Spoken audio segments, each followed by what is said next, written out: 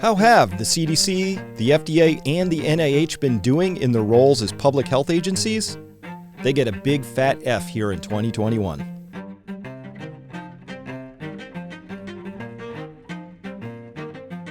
Hello everyone, welcome to this program. I am Dr. Chris Martinson here with a COVID report card. We're going to be talking about the number one question that should be asked of every public health official and agency by journalists, but really isn't being talked about or asked at this point in time.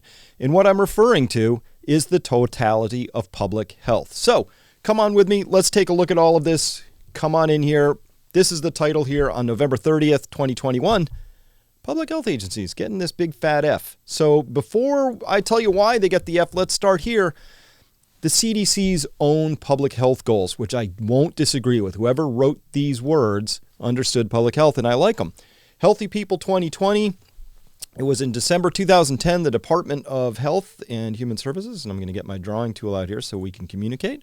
They launched their Healthy People 2020. So they had a 10-year goal, and let's look at what they were going after here, because I think these are all correct. By the way, there's the link down there from the CDC's own website.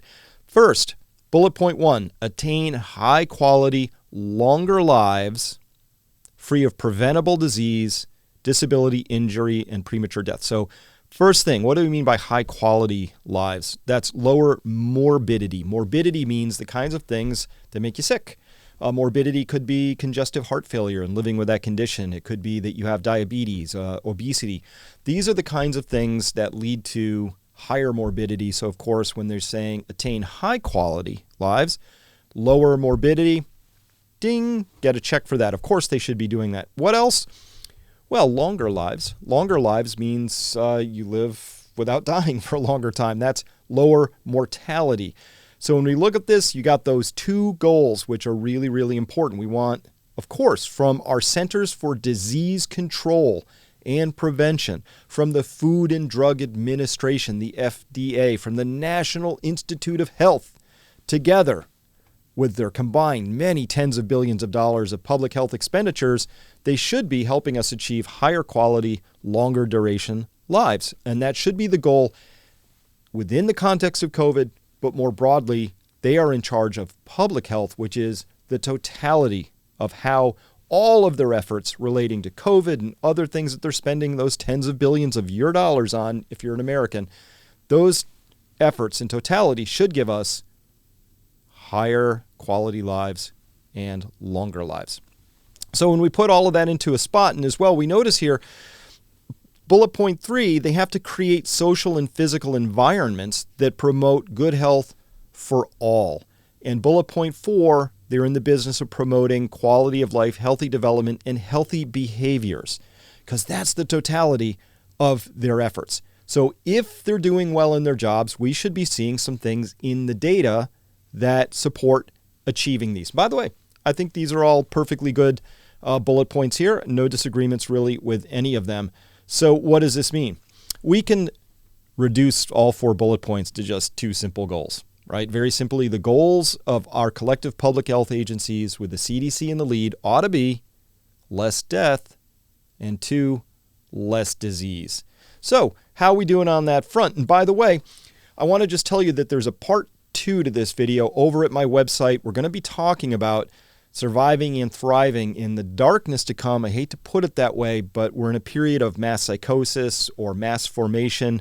We need to talk about what that really means. Fortunately, there are a lot of really brave people standing up, and it's just phenomenal. So now more than ever, your voice really matters. How can you help here today? Even if you don't come over to part 2, share this video, because this video is going to ask the question that we should all be asking and holding our public health officials accountable for. So let's talk about it. If we're about less death in this story, which is goal number 1, right? We want to lower mortality. We have to back up and start talking about something called all cause excess mortality. So let me unpack that phrase for you. In any given year, there's an expected number of deaths, right? We have a certain number of old people. We have a certain level of health and general disease-free state in the society, or the opposite of that. We have a general level of disease and age in a society. And those things lead to mortality, but there's an expected number. So if you had 1 million people in a city, you would expect X number of them to die any given year because of the age and health. Anything above that would be called excess mortality. So if we saw a lot more people dying for some reason and we saw that excess mortality, that would be your signal to say, oh, there's something here. Maybe we should fix this. And we're not doing well. All cause means for any cause, right? So somebody rides their motorcycle at 140 miles an hour in a brick wall. That's a cause, right? Somebody falls into a wood chipper in North Dakota in February. That's a cause. Or people could die from COVID. So any cause, that's what all cause means. We could call it any cause mortality.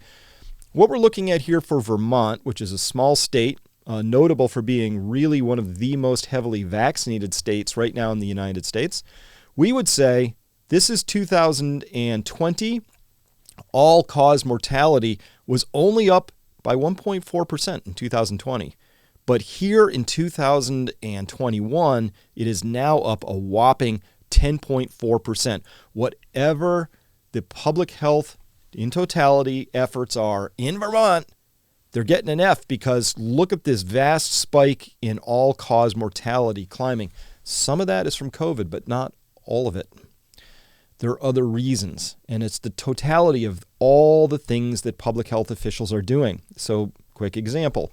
Let's say we see too much COVID deaths, so we lock everybody down. That's great. We now have brought COVID deaths down, but now for whatever reason, people are dying from alcoholism or fentanyl overdoses or whatever other reasons. We would want to see on an all-cause basis, are more people dying or fewer people? Obviously, you want to be over here with fewer people. This chart alone says there's a failure happening. Okay, but that's Vermont. It's kind of a small state. How about California? That's a big state. If there was a way to give an F-, I would, because let's look here.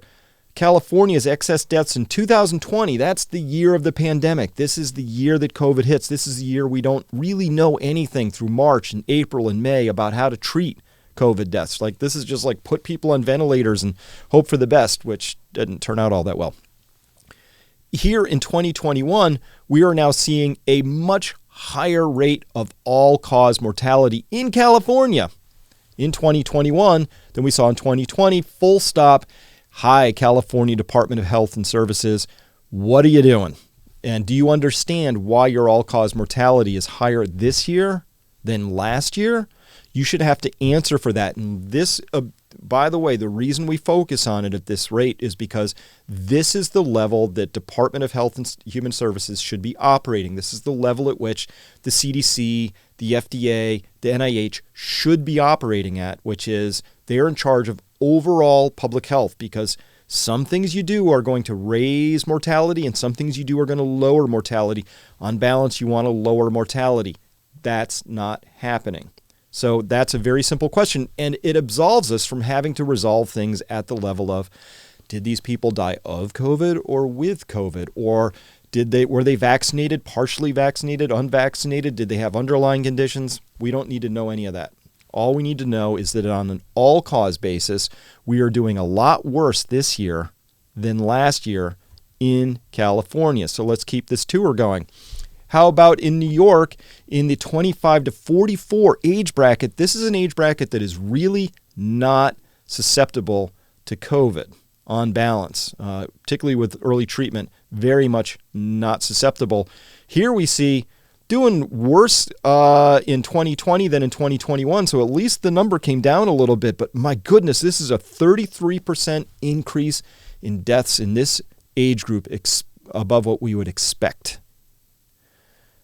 That's an F. This is when you lose somebody in this age bracket, you've lost somebody with decades of life in front of them. When you lose somebody who's 85 plus to COVID, as tragic as that is, you've lost somebody with perhaps just a few years of life left in their lifespan on average. So whatever's happening in New York, this should be something that we would say in a healthy, normal society, you would have questions asked about this. You would keep asking the questions. You wouldn't allow the evasion around these. Well, we don't really know what's happening. This should be a subject of intense scrutiny and inquiry. Because why is this? Is this alcoholism? Is this drug overdoses? Is this COVID? Is this something else? But this is a very powerful signal to say that the totality of the public health efforts in New York State are failing this age cohort from 25 to 44. Let's continue our tour. How about here? This is looking at, do we see less death, the UK edition. Again, what we're seeing here is a number of things. First, we are looking at here on these sort of more pastel-y colors down below. Those are excess versus projected deaths in the vaccinated in red, excess versus projected deaths in unvaccinated. And both of those are actually above zero. So when these numbers are put on a cumulative basis, we would see here that the vaccinated were doing a little bit better for a few weeks, and then they were doing a little bit worse than the unvaccinated. That's what it means when the red line goes above the solid blue line. And at the end of the year, they finish up, or at the end of this data series, they end up pretty much the same, with a slight lead for unvaccinated over vaccinated. But what you could conclude from this is the vaccination program, whatever it's doing on an excess deaths per 100,000, that's per 100,000 vaccinated versus unvaccinated, we don't really see any difference between the two groups. This is by the incredible Mathew Crawford over here on Substack. He has The Vaccine Wars, the series. Rounding the Earth is his Substack channel. It's just amazing. So I read it all the time. Amazing stuff. So right here, the best we can say is being vaccinated or unvaccinated in the grip of a pandemic confers neither any advantage nor disadvantage in the UK. So that starts to, again, unravel the vaccine narrative just a little bit, because it shouldn't be that way. It should be that if there's a really strong protective benefit overall, we should see a clear separation in these two lines. That blue line really ought to be way above that red line, like really far. They're pretty close. In fact, they sort of wobble across each other, so we can't really detect anything in that. Public health officials need to ask and be asked the question. They need to answer this, which is, hey, explain to us, point on this chart right here, point to us the vast benefit of your collective actions, because we'd like to see it, especially before the NIH in the UK goes forward with potentially firing 100,000 people in the healthcare system who haven't been vaccinated, which could really ding the ability of those people to prevent other all-cause mortality by having poorly staffed, understaffed, or even closed medical facilities because of the importance of, well, what? That's the thing. We're not getting good answers to that. By the way, I can keep going at this and show you tons of different ways we can get at the same question. This comes to us from John Wong, and The Greatest Depression is his Twitter handle. John Wong 40298, thank you very much for submitting this. Sent this to me, said, this is from Service Corporation, $SCI. It's one of the largest funeral and cemetery operators. This is in their third quarter 2021 earnings call. Top part in yellow. Shortly thereafter, they say here, we saw an unexpected surge in COVID, and non-COVID mortality that began in August has continued into October. Therefore, we are seeing funeral volumes and cemetery revenues that have exceeded our previous expectations. It's kind of cold to read it in earnings call sort of language here. Continuing quote in purple, we generated adjusted earnings per share of $1.16. That's a 47% increase over the prior year quarter. In a good, healthy society, this is surveillance data. They should be called up immediately by people on the CDC saying, wait a minute, hold on, what's happening here? Because this is a signal.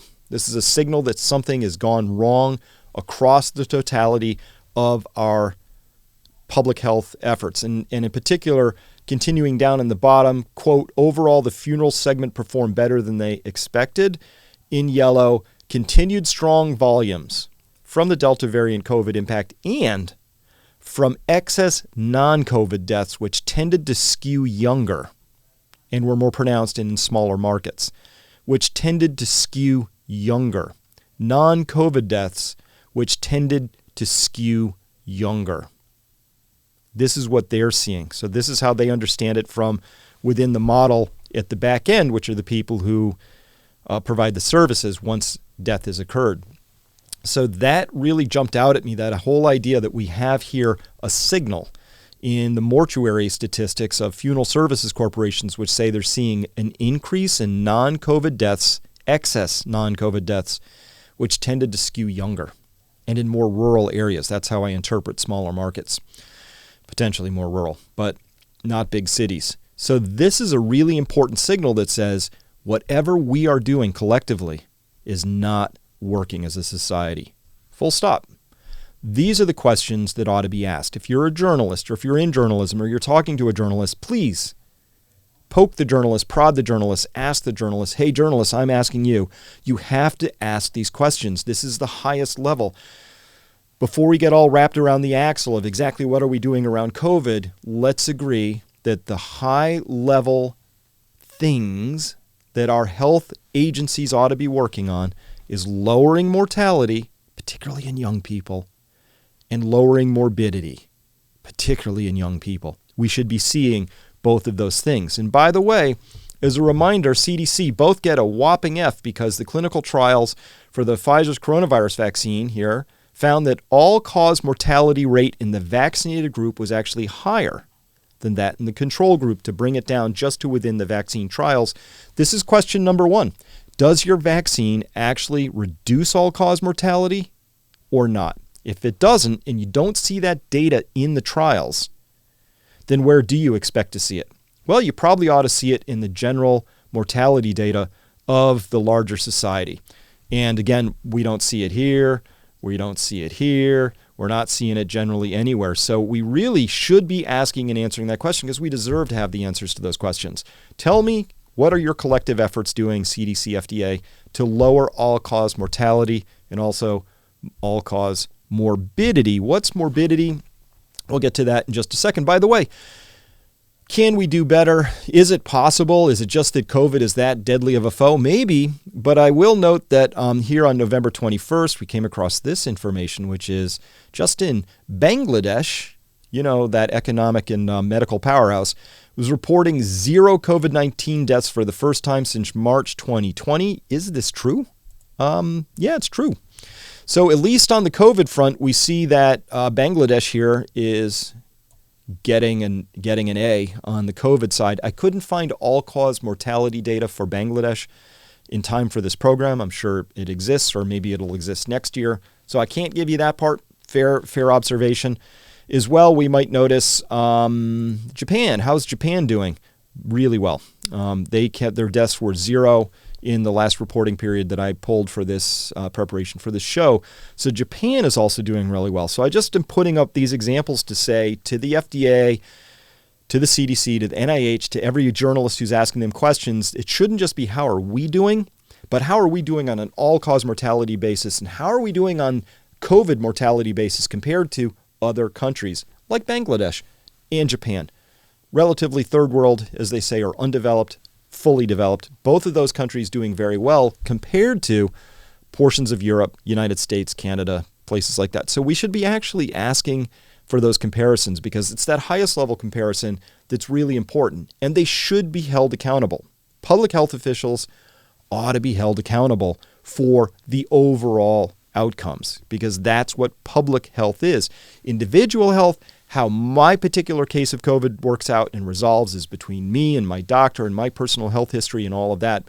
But on the basis of my country, well, that's really what Fauci and Rochelle Walensky at the CDC and everybody else, though, this is the level at which they should be held accountable, right? Makes sense to me. How are we doing on the morbidity? This is harder to get our hands around because the data is not really well reported except for years after the fact. So a morbidity would be, did we have an increase in heart attacks, an increase in strokes, an increase in diabetes, an increase in, obesity, or is that going up or down, right? So we would want to see less morbidity. As I say, I don't have really good data for this because the hospitals sort of keep it. It takes a long time for it to get curated up and anonymized and pushed out through the CDC. But I can tell you, looking at this on the basis of just vaccine morbidity alone, so these would be adverse events. This is coming from the World Health Organization. And here, this is their VIGIT Access database here. And now we're comparing all the different vaccines compared to each other. And we're looking at ADRs, which are adverse events that are reported. And so here we see the vaccine drug or drug name. Actually, there's some drugs in here, not just vaccines. So we'll look here for this period for mumps at the top. This is 711 adverse events have been reported in the period from 1977 to 2021. That's a period of 49 years. There was 700, so this is stratified from top to bottom by fewest to most.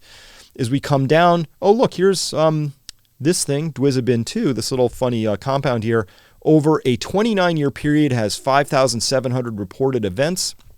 And as we come on down, say, comparing this to, I don't know, just randomly, the tetanus or this next thing, Dwizabin 1, HCQ here. Look at this HCQ over a period of 52 years. 52 years has 32,641 reported adverse events. Let's see, we have benzyl penicillin in here. The rotavirus vaccine, this turned out actually not to be all that safe and got pulled for a variety of age classifications. Again, over a period of 21 years, clocking in with a really hefty 68,327 adverse events. But then we go all the way down to the bottom, and who's anchoring the bottom here? It's these COVID-19 vaccines with a period of 1 year clocking in at 2,457,386 so far reported adverse events. Let me just put that in context. All of these above, every single compound and or vaccine above, collectively, when we compare them to the COVID-19 vaccine, there are 1.77 million more adverse events reported just for this one class of vaccines compared to every other compound and vaccine through all of that history. So there's probably 500-600 years of collective drug history above compared to 1 year down below. So on this basis alone, this morbidity, you get an F on that right away. Whatever we're doing, there's actually, and we'd have to normalize this a little bit because it turns out that there may be more people involved in that last run down at the bottom. But even still, even on that basis, once we normalize it on a time basis, we're going to discover that these things really have a really strong morbidity signal. That should be talked about. It should be talked about. I'm not saying that we should conclude at the end of that discussion that these are a bad idea, but at least we should be having the conversation, because the job, again, of any public health official is to reduce mortality and morbidity. An adverse event is a morbid event. All right, so when we look at all of this, we would say, very simply, if the goals were less death, less disease at these highest level measures, got to give an F right now, because these are not headed in the right direction right now on the basis of the sum total of our efforts, which is how they should be scored. We shouldn't be scoring it on individual pieces down below. Did COVID deaths go down in this hospital, in this region? It's great. That's more of a regional question. But from a national dimension, we should be asking and answering the question, do we have less death, less disease in our system at this point in time? The answer right now is a resounding no. And we should be asking why, because that's the level to which I hold my public health officials accountable, is public health. So we come to the end of this and we say, what are the conclusions here for episode 37? Geez, we're racing right along here. First, all public health bodies and leadership should be held accountable for increasing public health and reducing overall deaths. We call that all-cause mortality. And second bullet point, by that measure, U.S. public health is a complete failure here in 2021. All-cause mortality is higher, and it skews younger than even in 2020. That's a fail. Period. Full stop. Third bullet point, the complete lack of anything other than a vaccine-only approach. It's not scientific. It's morally indefensible. Frankly, it's cultish. It's a little bit weird. What do I mean by a vaccine-only approach? It should be a vaccine and approach. Hey, we have these vaccines. They're really important within certain classifications, particularly the riskier subsets of our population. And everybody should have adequate levels of vitamin D and get plenty of rest and not be stressed out, because we know how that impacts the immune system, and maybe eat healthier as well. And. There are a lot of things that we should be doing. They should be equal measures. The public health bodies should be putting equal weight on all the approaches they have available, at their fingertips. Why? Remember, look here. Remember, bullet point, it's the CDC's own goals. I'm not making anything up. This is their goals. Promote quality of life, healthy development, and healthy behaviors across all life stages. If they were doing that, they would be telling us about all of those things that I just mentioned that go beyond the actual just sort of very cultish. We have this one approach that we're gonna lead. And in final conclusion here, the complete lack of questioning and accountability by the press about all-cause mortality. This is as large of a failure from the press as I've seen since, say, falling for the anti-lab leak marketing that came out in spring of 2020. I mean, this is a fail, big fail. So the people who are supposed to be the gatekeepers of the truth, the fifth estate, the fourth estate, whatever estate we want to call the press is supposed to be on the job saying, yeah, I hear you, CDC, what you're saying, but can you please explain to us exactly what's going on with all-cause mortality? Because it looks worse here in 2021. Show us the data. Give us a compelling explanation because my readers want to know about that. That should be the role of the press. But press isn't really up to that job at this point in time, which is why we have myself doing what I do. And we have all the other people out there who are working hard to help your voice, your courage matter. There's very courageous people standing up, losing their jobs as a matter of moral conviction. When we have all these people out there who are really putting their lives on the line, their careers on the line, their earnings on the line, people who've lost their jobs, these are the people who are actually worthy of our support and our attention. These are the people who are standing up and taking the slings and arrow, even if it's, even if they're not losing their job and they're relatively wealthy and successful like Joe Rogan. The level of hate that they get, of friction, of just absolute lambasting that they have to endure is a consequence of daring to stand up and say, hey, the emperor has no clothes. These are the people that are deserving of our support. And for all of you out there listening who are doing this, who are standing up and standing with your convictions and your moral courage, kudos. You have my complete support. Thank you so much for doing that. We're on the right side of this story. It's never wrong to ask a question that is based on data, that's asking the truth, that is seeking a better outcome for all. To those who are standing on the other side of this story, you're on the wrong side of history, no question about it. And there will come a day when there's going to be a lot of regret for failing to stand on the right side of this story, standing up for health, standing up for liberty for all, for freedom, standing up for individual rights. These are all things that have brought us prosperity through the years. And I look forward to meeting more people who are on this side of the story because they're the people with courage, integrity, conviction, and well, frankly, they're just slightly less insane than the other folks. So I enjoy being around them. It's a lot of fun. All right, we're going to go to part 2 now. If you want to follow that, come on over here to this link, and you can find it down in the description below. We're going to be talking about how to survive this coming time. And by the way, personal prediction, gets a little darker before it gets better. But the good news, we get to find each other and stand tall and carve our own paths through this based on our own internal compasses of what's right and wrong. All right. Thanks for listening. We'll see you there. Remember to share this with people who need to hear it. But just ask that one question. Hey, what is going on with all-cause mortality? Better or worse? We should be asking, and we deserve the answers. See you next time.